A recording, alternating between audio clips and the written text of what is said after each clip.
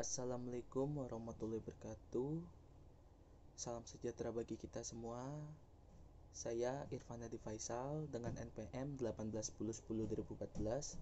Di sini kami akan mempresentasikan proposal saya, yaitu analisis pentingnya transparansi dalam pengelolaan pendapatan asli daerah di Kabupaten Bekasi tahun 2016 sampai 2017. Yang pertama yaitu bab 1 pendahuluan. Yang pertama yaitu latar belakang masalah. Yaitu transparansi ditetapkan sebagai bagian terpenting dari kebijakan publik yang harus diatasi dengan informasi yang baik dalam pengelolaan keuangan daerah. Jika tidak dapat dikelola dengan baik, maka bisa menyebabkan rendahnya kepercayaan masyarakat kepada pemerintah daerah. Hal ini mengacu pada masalah yang ada seperti mendefinisikan transparansi, tekanan transparansi, perilaku resisten, dampak dari transparansi yang rendah, dan kebijakan alternatif untuk meningkatkan transparansi keuangan. Reformasi manajemen keuangan di Indonesia dimulai dari pelaksanaan otonomi daerah serta desentralisasi fiskal yang bertujuan untuk meningkatkan kemandirian daerah, memperbaiki transparansi dan akuntabilitas publik atas pengelolaan keuangan daerah, kemudian meningkatkan responsibilitas pemerintah terhadap kebutuhan publik, dan meningkatkan partisipasi publik dalam pembangunan daerah, kemudian meningkatkan efisiensi dan efektivitas pengelolaan keuangan dan pelayanan publik, serta mendorong demokratisasi di daerah. Dengan ini diharapkan keuangan dan pelayanan publik serta mendorong demokratisasi dalam pengelolaan keuangan daerah, terutama di pengelolaan pendapatan asli daerah atau PAD, sehingga masyarakat sebagai prinsipal dapat mempercayai kinerja pemerintah. Selanjutnya yaitu dengan adanya desentralisasi yang ada di Indonesia, daerah memiliki kesempatan dan keleluasaan untuk melaksanakan urusan pemerintahannya secara mandiri, termasuk dari segi keuangannya. Pengelolaan keuangan daerah yang baik dan transparan dapat meminimalkan ketimpangan informasi antara pemerintah dan masyarakat. Dengan sejalan dalam pelaksanaan pemerintah daerah, diatur dalam Undang-Undang Nomor 32 Tahun 2004 tentang pemerintah daerah. Kita sendiri menginginkan terwujudnya governance yang menghendaki pemerintah dijalankan dengan memperhatikan prinsip-prinsip pengelolaan yang baik seperti akuntabilitas, transparansi atau keterbukaan, kemudian partisipasi, keadilan, serta kemandirian. Dengan memperhatikan prinsip-prinsip ini, diharapkan sumber daya daerah yang dikelola oleh pemerintah benar-benar bisa mencapai tujuan bersama, yaitu untuk kemakmuran dan kesejahteraan masyarakat.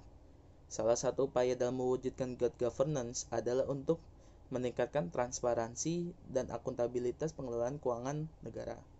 Berdasarkan uraian di atas, maka saya tertarik untuk melakukan penelitian dengan judul Analisis Pentingnya Transparansi dalam Pengelolaan Pendapatan Asli Daerah di Kabupaten Bekasi pada tahun 2016 sampai dengan 2017. Baik, selanjutnya yaitu identifikasi masalah.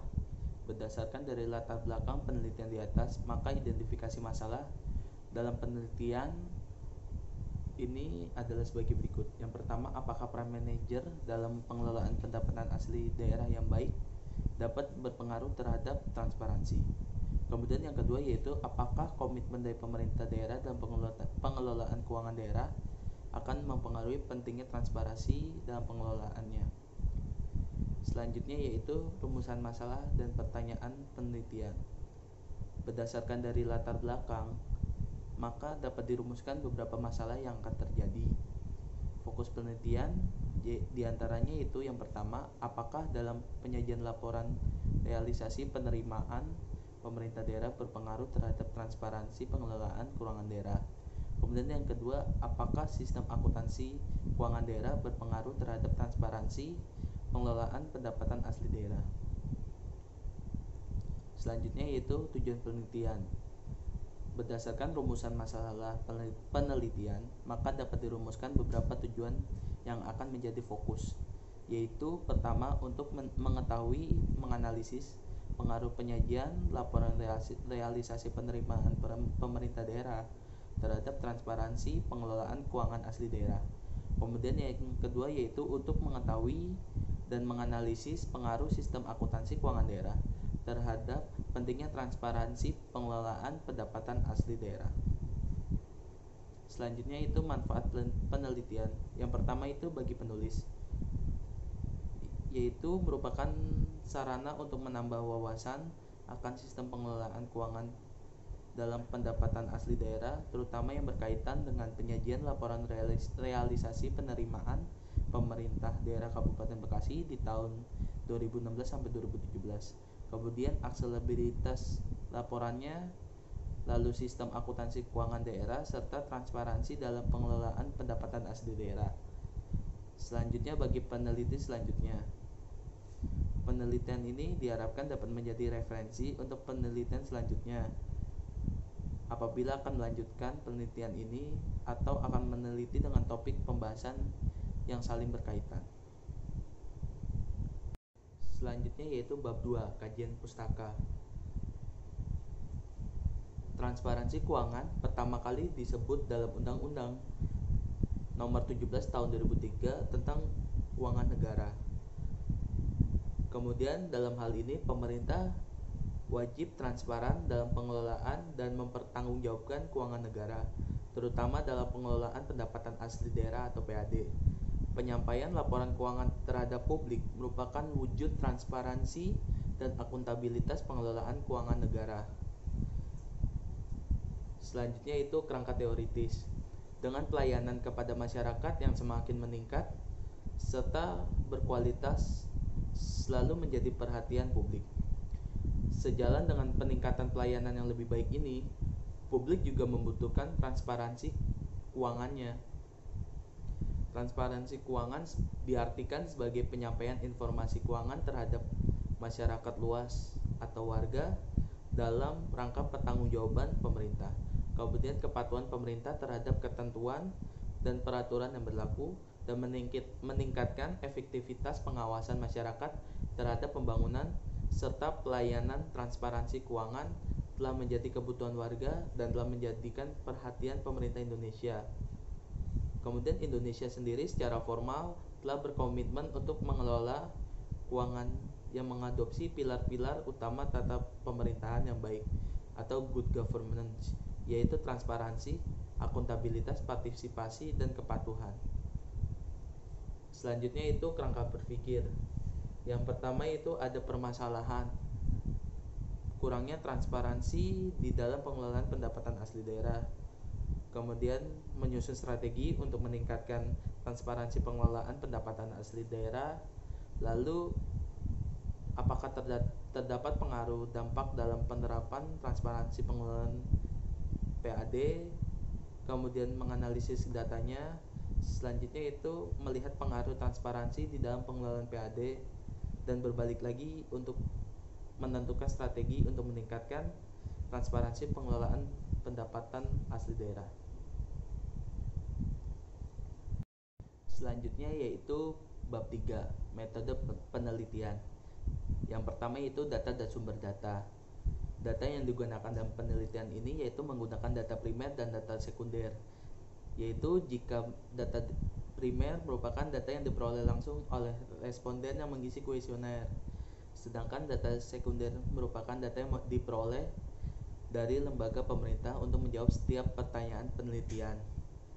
Data ini berasal dari data BPS Kabupaten Bekasi tahun 2016 sampai 2017. Selanjutnya yaitu teknik pengumpulan data. Dengan menggunakan metode data dalam penelitian ini dengan melakukan survei lapangan. Survei ini bisa dilakukan dengan secara lebih mendalam dengan cara mengamati secara langsung pada objek penelitiannya. Teknik pengumpulan data yang digunakan dalam penelitian ini adalah kuesioner. Menurut Sugiono, kuesioner merupakan teknik pengumpulan data dengan cara memberikan seperangkat pertanyaan atau pernyataan tertulis kepada responden. Lalu untuk menjawabnya, teknik ini memberikan tanggung jawab kepada responden untuk membaca dan menjawab pertanyaannya. Penyebaran kuesioner dilakukan kepada pegawai bagian akuntansi atau penatausahaan keuangan pada SKPD. Kemudian kami menggunakan metode pengumpulan data sekunder yang sering disebut dengan metode penggunaan bahan dokumen. Karena dalam hal ini peneliti tidak secara langsung mengambil data sendiri, tetapi meneliti dan memanfaatkan data atau dokumen yang dihasilkan oleh pihak-pihak lain. Dalam hal ini, data sekunder merupakan data primer yang diperoleh oleh pihak lain atau data primer yang telah diolah lebih lanjut dan disajikan baik oleh pengumpul data primer atau oleh pihak lain, pada umumnya disajikan dalam bentuk tabel atau diagram. Data sekunder pada umumnya dilakukan untuk memberikan gambaran tambahan.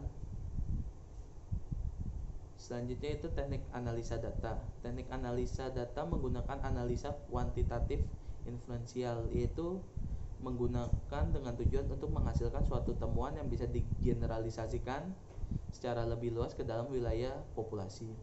Lalu kemudian datanya digunakan untuk menentukan sejauh mana kesamaan antara hasil yang diperoleh dari suatu sampel dengan hasil yang akan didapat pada populasi secara keseluruhan.